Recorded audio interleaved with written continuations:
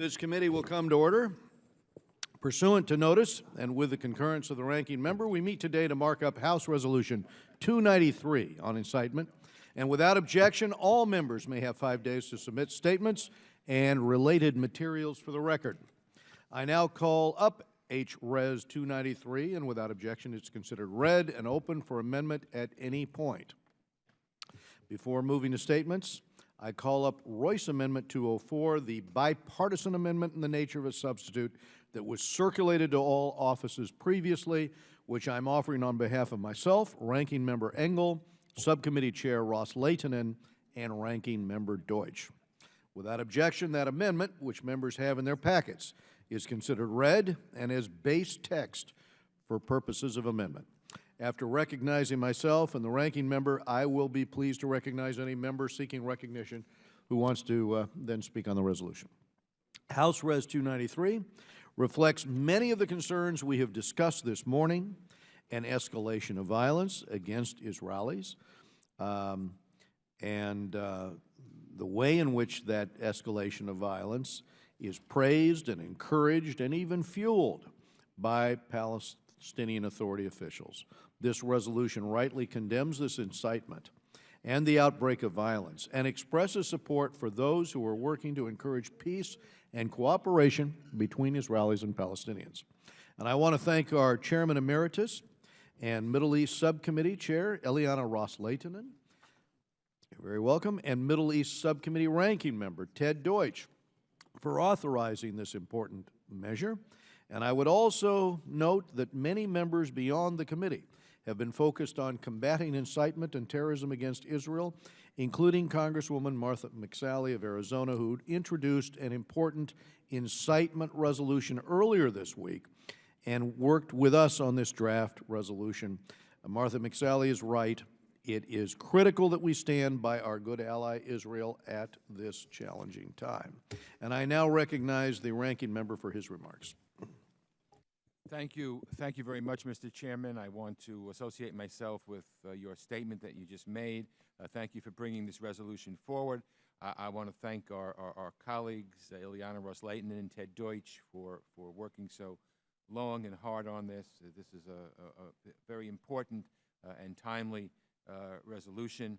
And as we just heard at our hearing, the Palestinian violence against Israeli citizens is getting out of hand. We need to dial up pressure on Palestinian leaders to repudiate this violence, bring those who are responsible to justice, and put a stop once and for all to the ugly anti-Israel, anti-Jewish incitement that has permeated Palestinian culture. So this resolution sends a clear message that the violence must stop. It must stop to protect the lives of the innocent. It must stop if there is any hope of working toward a two-state solution. Again, I think our hearing that we just had showed us loudly and clearly that this cannot continue. So I want to reiterate everything I said in my earlier statement in our hearing, and I urge my colleagues to support this measure, and I yield back, Mr. Chairman. Do any other members seek recognition? Yes, Mr. Chairman. Ms. Ross-Leitonen. Thank you so much, Mr. Chairman and Ranking Member Engel, for bringing up House Resolution 293 to markup today. This resolution, which I introduced alongside my friend and South Florida colleague, Congressman Ted Deutsch, condemns anti-Israel and anti-Semitic incitement within the Palestinian Authority. And the timing of this markup and today's hearing, Mr. Chairman, I thank you for this, could not be any more appropriate. Last week, committee staffers traveled to Jerusalem, and they visited the holy sites and were constantly in earshot of the ambulances attending to the victims of these horrific attacks. Over the past month and a half, we have seen a new wave of terror and violence that has spread across Israel, spurred on in large part by incitement by Abu Mazen and the Palestinian Authority officials. This latest round of terror and violence is just that, only the latest round.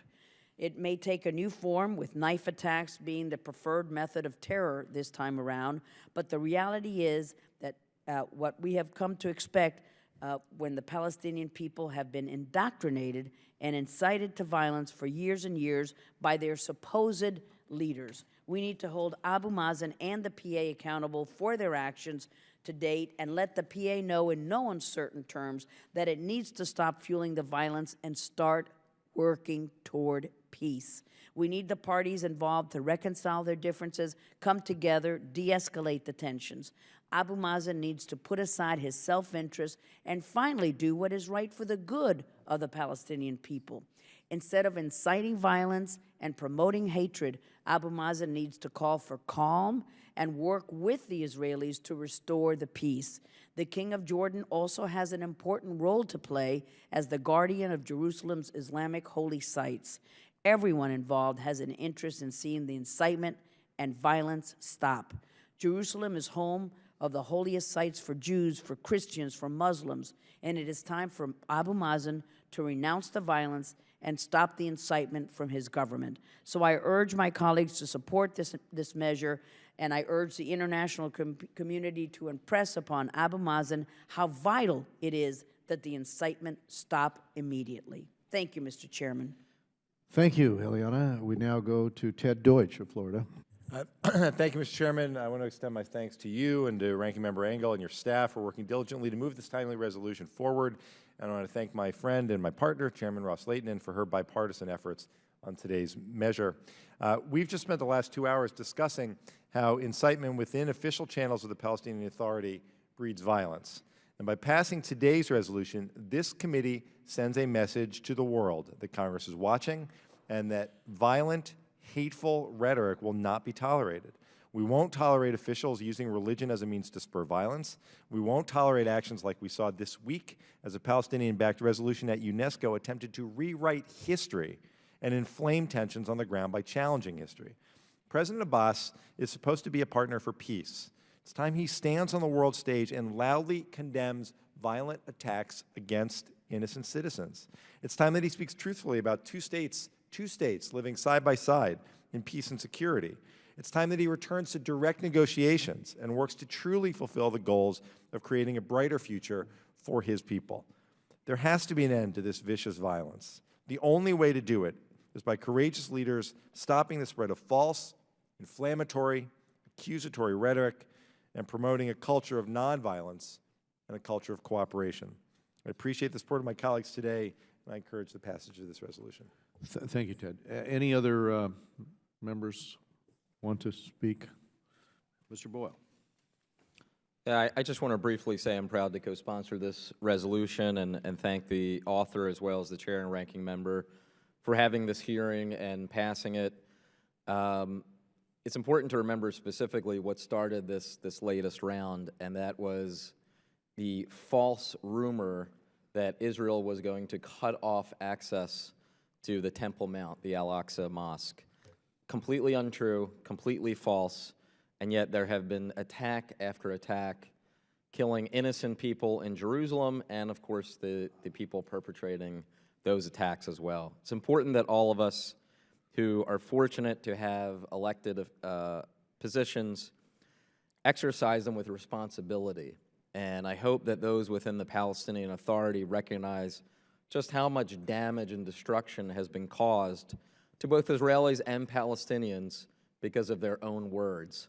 I also want to thank and associate myself with the efforts of Jordan to attempt to bring a resolution to this latest effort and stop this absolute madness that will lead to nothing except for more bloodshed. Thank you. All right. Hearing no further requests for recognition on the base text, are there any additional amendments? Mr. Salmon? Thank you, Mr. Chairman. I do have an amendment at the desk. I'd like to thank you, Mr. Chairman, for bringing up this timely measure. It's critical that Congress go on the record to oppose the PLA's blatant incitement of violence in Israel, and it's unacceptable and we can't remain silent. My Arizona colleague, as you mentioned in your opening statement, Congresswoman Martha McSally, who cares deeply about this issue, has worked on a similar resolution of condemnation of the Palestinian Authority. I'm proud to be an original co-sponsor of her resolution. My amendment would add a small but important provision from Congresswoman McSally's resolution to the one before us today. The amendment very simply expresses the U.S. Congress's support for the government of Israel's fight against terrorism. After Palestinian President Abbas encouraged protesters to protect Jerusalem, and blessed every drop of blood that has been spilled for Jerusalem as blood spilled for Allah, it's critical that Congress speaks with a firm voice to acknowledge the challenges the Israeli government is confronting and offer our support for this struggle, with eyes on a goal of peace for both Palestinians and the Israelis. I commend Congressman Ross Leighton and Congresswoman Ms. McSally for their efforts on this important issue, and I urge my colleagues to vote in favor of my amendment. Any other members seek recognition to speak on the amendment? Hearing none, the question occurs on the amendment. All those in favor say aye. Aye. All those opposed, no. In the opinion of the chairs, the ayes have it. The amendment is agreed to. And hearing no further amendments, the question occurs on approving the resolution as amendment. All those in favor say aye. Aye. All those opposed, no. In the opinion of the chair, the ayes have it.